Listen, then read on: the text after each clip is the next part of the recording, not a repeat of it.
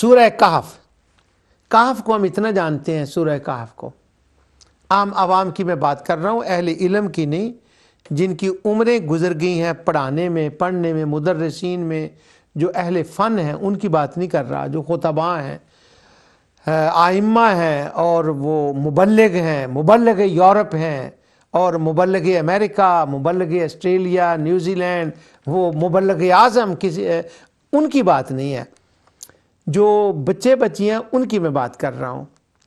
ہم سورۃ کہف کو جانتے ہیں کہ اس کے پڑھنے سے نا اگر دجال جو ہے نا اس سے بندہ محفوظ رہتا ہے، دجال کی وہ فتنہ بازیوں کا اس کے اوپر اثر نہیں ہوگا، وہ احادیث ہے، وہ جمعے کے دن ہم تلاوت کرتے ہیں۔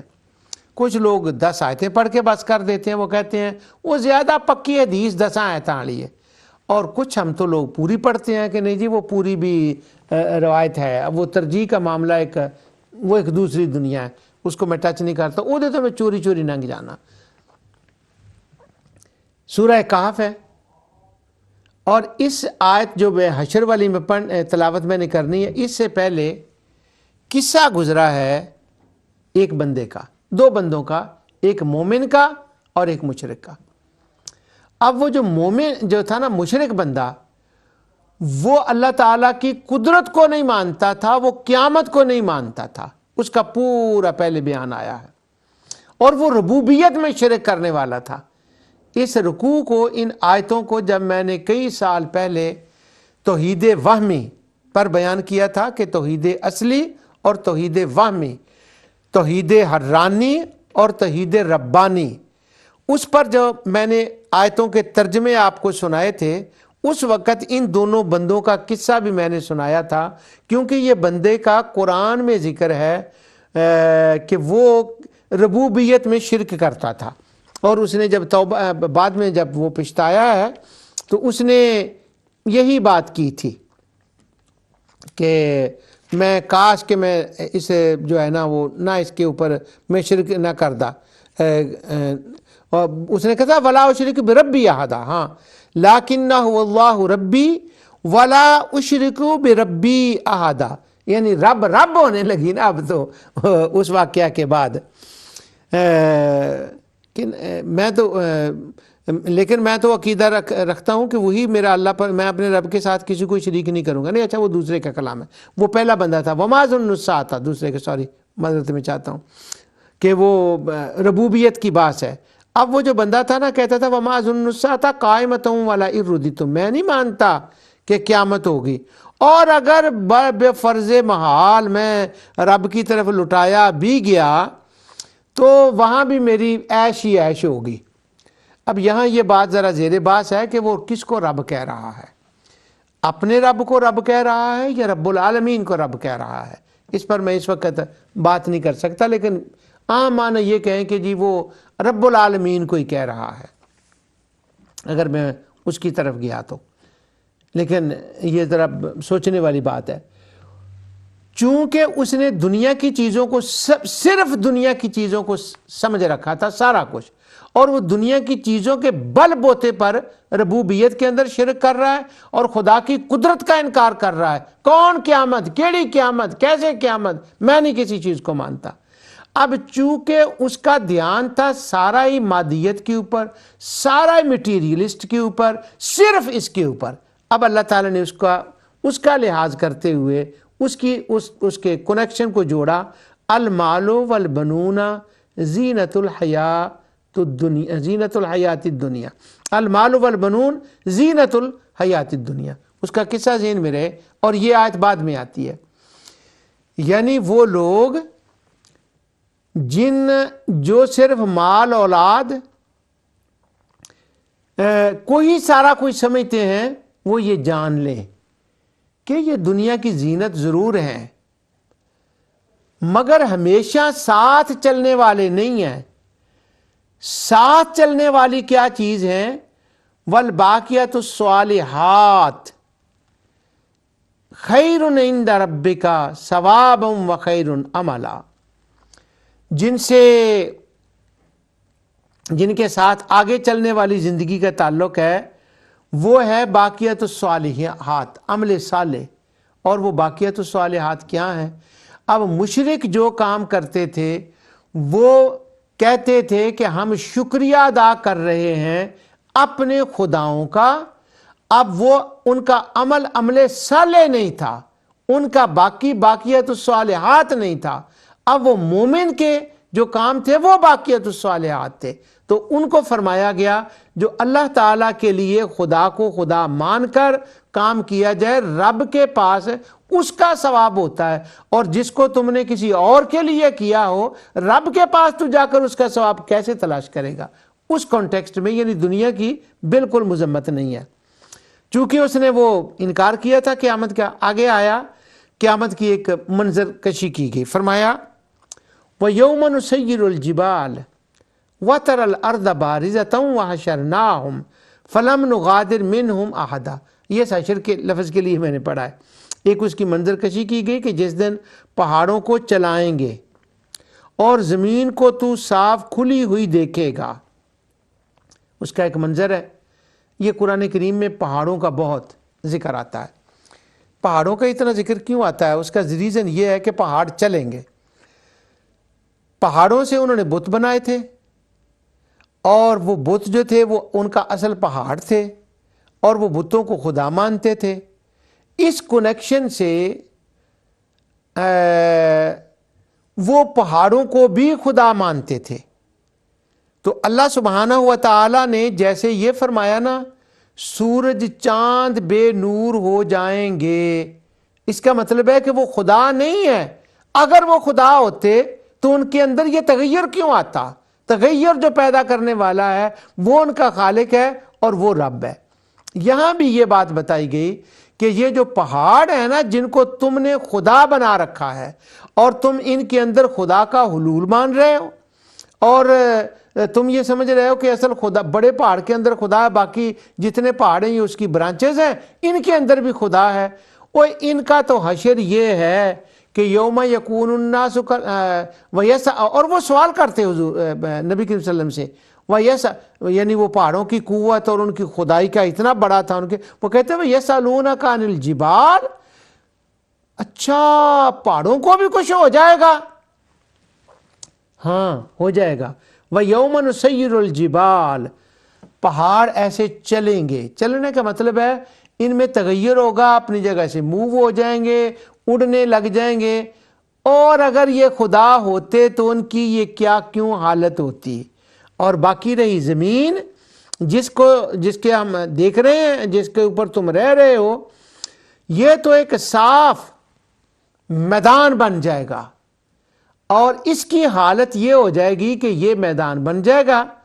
اور پھر وَحَشَرْنَاهُمْ، یہ وہ جو میدان ہوئے گا نا یوم تبدل الارض غیر الارض، وہ جو بھی نئی زمین نئے آسمان ہوں گے، وہ جو میدان ہوگا اس میں ہم تمام لوگوں کو اکٹھا کریں گے، سب لوگوں کو. اب حشرناہم کہہ کر بھی بات پوری ہو جاتی تھی، ہم اکٹھا کریں گے، پر ایک لفظ اور اضافہ آ گیا تاکہ نا ان کی وہ مینٹل النس کو نا جڑ سے نکالنے کے لیے. اور پھر میں نے آپ کو بتایا کہ یہ پیکج ہوتا ہے ہر جگہ جہاں حشر کا لفظ ہوتا ہے، اس کا علم، اس کی قدرت، اس کی شان، اور دوسروں کا اس کے اندر بے بسی، ان خداؤں کی وہ کچھ نہیں کر سکتے، یہ سارا پیکج ہوتا ہے. فرمایا پہاڑوں اور زمین کی یہ حالت ہوگی اور ہم لوگوں کو اکٹھا کریں گے. فَلَمْ نُغَادِرْ مِنْهُمْ أَحَدًا، ایسا اکٹھا کریں گے کہ کوئی ایک بندہ بھی باقی نہ زمین کی تہ میں، نہ پہاڑوں کی سرنگوں میں، نہ پانیوں میں ڈوبا ہوا، کہیں سے کوئی بھی باقی نہیں، ایک بھی باقی نہیں رہ جائے گا. یہ جو میں نے زور لگایا ہے نا ایک بھی باقی نہیں رہ جائے گا، یہ میں نے کوئی پاکستانی سٹائل نہیں کیا، یہ احدن ہے، یہاں پر احدن ہے، اس لیے میں نے وہ زور لگایا کہ کوئی نہیں ہوگا، ہر ایک کو لے آئیں گے. یہ اس کی قدرت ہے، یہ اس کی شان ہے. قیامت ہوگی اور میں اپنی قدرت دکھاؤں گا اور اس کا ظہور ہوگا. یہ کن کو بتایا جا رہا ہے؟